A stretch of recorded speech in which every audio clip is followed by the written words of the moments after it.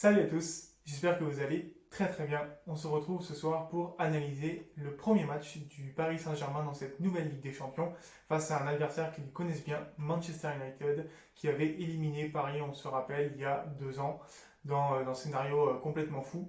Et cette année encore, Paris a perdu à domicile contre Manchester United 2 buts à 1. Cette année encore, c'est Marcus Rashford qui a marqué le but vainqueur pour Manchester United.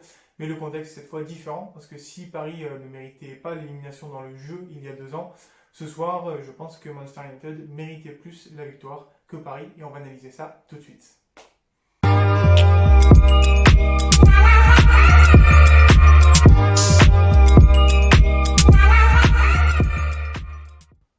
Alors, on va commencer par parler des coachs et des systèmes qui ont été utilisés. Alors, avant tout ça, bien sûr, et je ne le redirai pas ensuite, il y a eu un manque d'agressivité et un manque de cohésion d'équipe côté Paris. Clairement, Manchester United c'était plus huilé que Paris. En défense, notamment, les trois attaquants n'ont jamais défendu côté Paris. Ça se ressent même au niveau physique. Au niveau de l'agressivité, le deuxième but de Manchester United, il est en partie pour Danilo Pereira qui n'est pas assez agressif et qui est un peu cramé. Voilà, c'est un problème des fois qu'il y a côté Paris, c'est que ça manque d'agressivité, ça manque de cohésion et contre Manchester United, ça ne pardonne pas. Au niveau des coachs, donc je pense que Solskjaer a battu Tuchel ce soir. Au niveau du système de Tuchel, on avait un 4-3-3 avec Mbappé en 9, Neymar à gauche et la titularisation de Diallo suite au forfait de Marquinhos. Diallo, c'est pas facile pour lui de rentrer dans ce genre de match. Kurzawa non plus, parce qu'il n'est pas habitué à la Ligue des Champions, puisque c'était Bernat avant lui. Et en face, Solskjaer propose un 3-4-1-2 avec Bruno Fernandes en soutien des deux attaquants Martial et Rashford. Et surtout, qui va prendre au marquage Danilo Pereira, et ça a plutôt bien marché pendant le match. Au niveau du système de jeu de Manchester United, en fait, il y avait un milieu qui collait un petit peu au milieu de Paris, qui le copiait et qui repoussait, d'après moi, la balle sur les côtés pour ensuite enfermer les joueurs parisiens et leur reprendre la balle. Alors si pendant 10 minutes au début du match, Paris a été plutôt intéressant en faisant notamment de bonnes combinaisons, rapidement Manchester a repris les dessus, a pris les clés au milieu de terrain, et c'est là qu'on voit qu'un joueur comme Verratti manque vraiment beaucoup à cette équipe de Paris. Dans une moindre mesure, on a Paredes également qui manque un peu, parce que c'était un milieu qui était trop défensif et pas assez créatif. Il manquait la grande passe de Verratti pour aller trouver peut-être un un Mbappé devant. Voilà, malheureusement, ça manque pour Paris et il n'y a pas vraiment de solution de repli, même si elle arrive un petit peu après. Manchester United donc ouvre la marque sur un penalty obtenu très justement. Diallo c'est un petit peu à voir comme un bleu sur le retournement de Martial. Le penalty est à retirer parce que Navas sort les pieds en avant le tir. Malheureusement, c'est la règle. Je trouve ça un peu dur pour les gardiens, mais c'est la règle, on ne peut pas faire autrement. 1-0 à la mi-temps, Tuchel se rend compte que ça ne marche pas son système. D'ailleurs, pendant la première mi-temps, Neymar et Mbappé ont changé de position. Neymar était en faux neuf et Mbappé à gauche, autour de la 30-35e minute.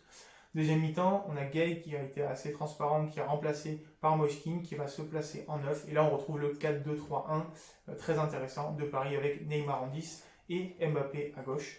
Pourquoi Neymar en 10 c'est très important, c'est parce que ça donne en fait ce côté créatif au milieu de terrain qui n'existe pas quand Verratti n'est pas là, puisque Neymar est allé rechercher les ballons un petit peu plus bas pour ensuite les distiller à gauche, à droite.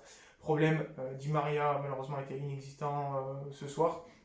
Je ne remets pas forcément trop la faute dessus, il n'est pas en jambes et à la place de Tuchel, je l'aurais plutôt fait rentrer en cours de match pour mettre pourquoi pas Sarabia dès le début ou Moshkin. Avec ce nouveau système, Paris va beaucoup mieux, trouve des espaces, Mbappé arrive plusieurs fois à prendre la défense dans le dos, Wan-Bissaka fait des tacles parfois limites qui permettent de sauver son équipe à plusieurs reprises, et finalement sur un corner tiré par Neymar, c'est un but contre son camp marqué par Martial qui relance Paris dans le match. À ce moment-là, on imagine que Paris va trouver le chemin des filles une seconde fois, mais De Gea est présent jusqu'au moment où Solskjaer trouve la faille en fait en faisant rentrer Pogba, et du coup le système va passer en 4-1-2-1-2 ou plutôt 4-4-2 losange avec Pogba à gauche et toujours Bruno Fernandes devant. Pogba il va ramener de l'équilibre dans l'équipe de United, il va ramener beaucoup de sérénité parce que même s'il paraît un peu nonchalant sur le terrain, sa conservation de balle est vraiment exceptionnelle et on le voit sur le deuxième but de Paris. Alors d'un côté on a cette conservation de balle exceptionnelle de Pogba qui lui permet de décaler Rashford assez facilement. De l'autre, on a Danilo Pereira un peu cramé de son match qui ne suit pas Rashford, qui arrive à faire son petit dribble, ensuite frappe croisée à terre. Voilà, Navas qui avait été impeccable quasiment sur l'ensemble du match ne peut rien faire. Et ça fait 2-1 pour Manchester United. Et déjà une première défaite pour Paris qui est inquiétante, ou peut-être pas tant que ça. Alors maintenant, on va voir pourquoi c'est inquiétant ou pas inquiétant cette défaite de Paris. On va commencer par le côté qui m'inquiète, de mon point de vue. D'abord, il y a le fait que Paris s'est créé assez peu d'occasions quand on voit le potentiel offensif. Son seul but marqué n'est pas dans le jeu et c'est un contre son camp en plus. Même s'il ne rien à faire un bon match, c'est beaucoup trop peu. Di Maria était hors de rythme, Neymar s'est empêtré dans des dribbles un peu intempestifs et du coup il a perdu beaucoup de ballons. Et Mbappé, malheureusement, en 9, on peut s'entêter à le mettre, mais je pense qu'aujourd'hui en Ligue des Champions, ça ne peut pas passer. Tout simplement parce que quand on est 9, d'après moi, dans ce système utilisé par Tuchel, le 9 a besoin de proposer deux options, soit la profondeur, soit un jeu de remise de la tête. Et Mbappé ne sait pas faire ça, Martial sait le faire par exemple. Et donc le problème c'est que pour les défenseurs au niveau Ligue des Champions, ils ont simplement entre guillemets à se mettre en bloc bas, à prévoir les courses d'Mbappé et à 2 contre 1. Et malheureusement, ils arrivent à calmer Mbappé assez facilement. Et on a bien vu en deuxième mi-temps que quand Mbappé est retourné sur son côté et qu'il avait été un contre 1 plus facile à faire face au latéral, ça s'est beaucoup mieux passé. Alors aujourd'hui, je pense que Mbappé est toujours pas prêt pour la position numéro 9. Il a besoin d'améliorer son jeu de tête et d'aller au duel. Voilà, je referme la parenthèse Mbappé. Autre chose qui m'a inquiété, c'est que les absences se voient. Voilà, Verratti n'était pas là, Marquinhos n'était pas là. Et c'est dommage que dans une équipe aussi riche que Paris, quand il te manque deux joueurs, tu sens que l'équipe n'est plus du tout la même.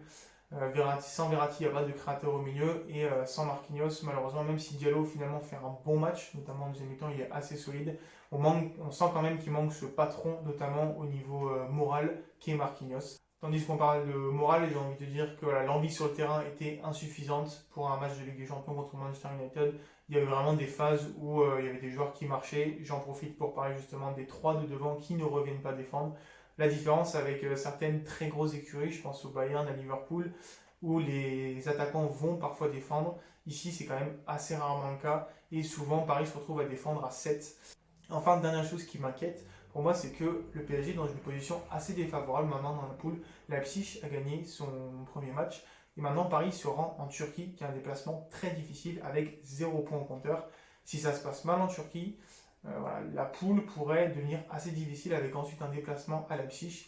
Donc ça fait beaucoup de pression qui arrive sur les épaules des Parisiens, alors qu'ils n'avaient peut-être pas pensé faire ça. S'il y avait eu match nul, j'aurais pas eu cette analyse-là. Alors, le prochain match de la semaine prochaine est déjà assez capital pour pas se mettre dans de beaux draps comme a pu le faire le Real Madrid l'année dernière qui avait commencé avec une défaite et un match nul et qui du coup avait galéré pendant toute la phase de poule pour se qualifier.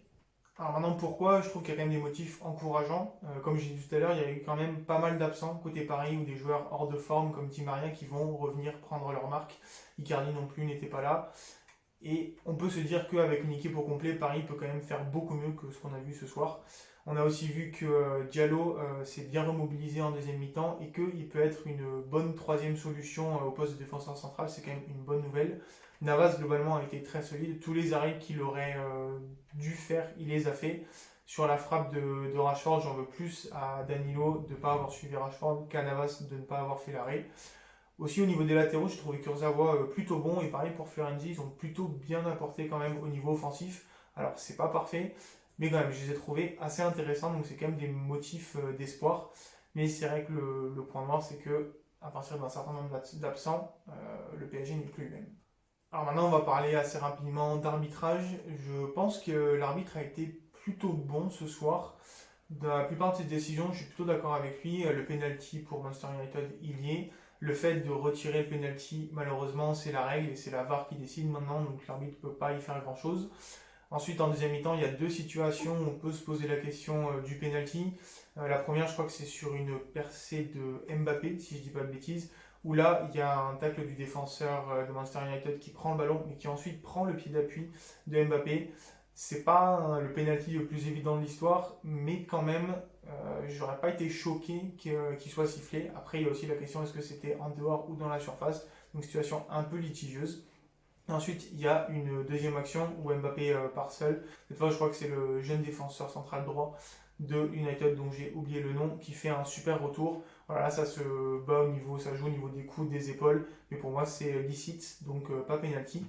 Donc voilà, dans l'ensemble, je trouve que l'arbitre a plutôt bien tenu la rencontre. Alors c'est vrai que c'est plus facile quand il n'y a pas de supporters, Mais voilà, pas beaucoup de cartons jaunes, pas de très grosses fautes d'anti-jeu. Voilà, le match s'est plutôt bien déroulé et c'est quand même à noter. J'ai aussi envie de parler de Manchester United qui fait quand même un bon match. Notamment, je note que Wan-Bissaka voilà, est vraiment assez impressionnant à droite. Il a acheté 55 millions et commence à les faire valoir. Il y a certaines fois où il s'est fait prendre, mais contre Mbappé qui ne se ferait pas prendre. Il a fait de très bons retours, de très bons tacles, parfois à la limite de la légalité, mais ça s'est passé. De Rea revient très bien, il fait vraiment un très beau match aujourd'hui, de très belles parades, surtout des parades où il ne remet pas forcément le ballon en jeu sur un joueur parisien, donc ça c'est quand même à noter. J'ai beaucoup aimé Bruno Fernandes, alors c'est vrai qu'il y a du déchet, mais comme c'est le créateur principal de l'équipe, on ne peut pas forcément lui en vouloir.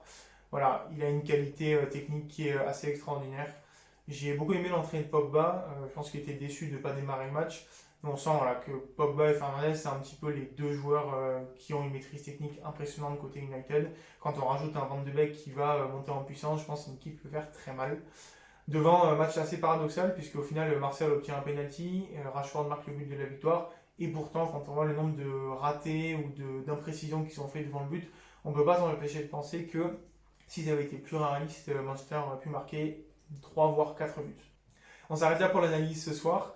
Voilà, j'espère que j'ai pas fait trop long, et c'est vrai qu'il y a beaucoup de choses à dire. On a un match qui apporte déjà beaucoup d'enseignements, beaucoup d'inquiétudes aussi pour Paris, même si je pense qu'ils sont en mesure de réagir dès la semaine prochaine face à Istanbul Basaksehir. De toute façon, il va falloir, sinon la qualification pourrait assez rapidement devenir compliquée. C'est un groupe qui est pas si simple, hein, on le sait depuis le début. Leipzig, ça va être une équipe très compliquée à jouer aussi. Se déplacer en Turquie, c'est pas facile. Donc, on se retrouve rapidement la semaine prochaine pour analyser ce prochain match de Paris. En attendant, j'espère que cette vidéo vous aura plu. Si c'est le cas, n'hésitez pas à la liker, à la commenter, à me faire des feedbacks. Si vous voulez en voir plus encore, voilà, il y a des vidéos qui vont s'afficher, des propositions de vidéos qui vont s'afficher à la fin de la vidéo et vous pouvez même vous abonner. Moi, je vous souhaite une bonne soirée. On se retrouve assez vite pour encore analyser du foot. Très bonne soirée, très bonne journée. Ciao, ciao tout le monde.